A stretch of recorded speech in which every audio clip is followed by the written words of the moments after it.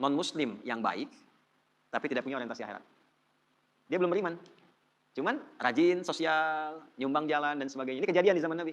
Sayyidah Aisyah konfirmasi, ya Rasulullah, si fulan orang baik, tapi belum beriman. Rajin nyumbang, bantuan sosial ikut. Gimana statusnya di akhirat? Nah, turunlah kemudian Quran surah ke-25, ayat 23.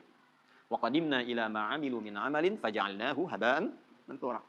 Allah adil, kata Allah, demi keadilanku, sifat dunia dibalas dengan dunia lagi. Karena dia mengerjakan dengan hukum dunia, aku balas dengan hukum dunia.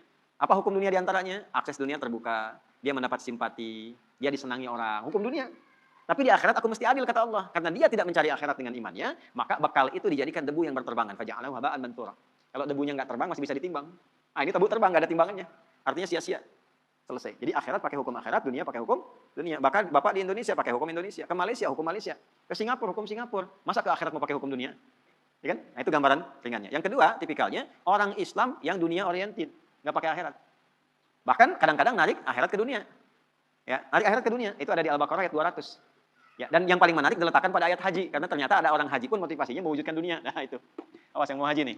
Ya. Jangan ditarik ke dunia, tarik ke akhirat.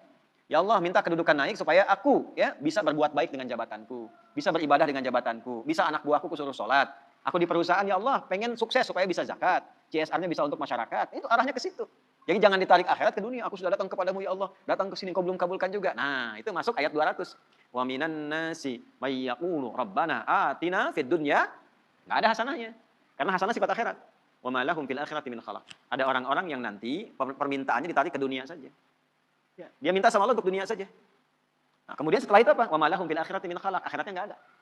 Nah, jadi kalau bangun masjid buat bikin pabrik, pabriknya jadi. Tapi di akhiratnya enggak ada nanti hasil ibadah dari situ untuk bekal akhiratnya. Ya. Kalau misalnya kita bangun sekolah, sekolahnya sekolah Islam tapi untuk cari uang, uangnya dapat. Ya, tapi akhiratnya enggak dapat. Jadi kalau anaknya hafal Quran, itu enggak ada investasi akhiratnya, hafal-hafal aja untuk dirinya. Karena yang punya sekolah sudah dapat SPP-nya. Nah, itu maksudnya, ya.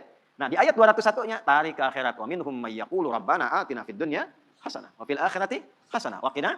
Nah, itu dunia dapat, akhirat dapat. Jadi Islam itu seimbang. Kata Allah, kamu jangan cuma ngejar akhirat, dunia hilang. Karena mengejar akhirat itu wasilahnya dunia, Pak. Ya. Bapak gimana mau zakat kalau nggak ada uangnya? Maka untuk dapat uang itu kerja. Makanya Utsman itu kerja untuk zakat, kerja untuk infak. Kalau kerja untuk kaya itu nggak keren, itu biasa aja. Itu nggak keren biasa. Jangankan orang beriman, yang belum beriman pun bisa begitu. Kalau cuma untuk dapat mobil mewah, yang lain pun dapat. Update status yang lain bisa. Yang keren apa? Ya, engkau gunakan duniamu sebagai tunggangan untuk akhiratmu. Itu yang hebat. Kaya juga, pintar juga, kedudukan juga. Nah, Allahu a'lam bishawab. Kurang lebih seperti itu.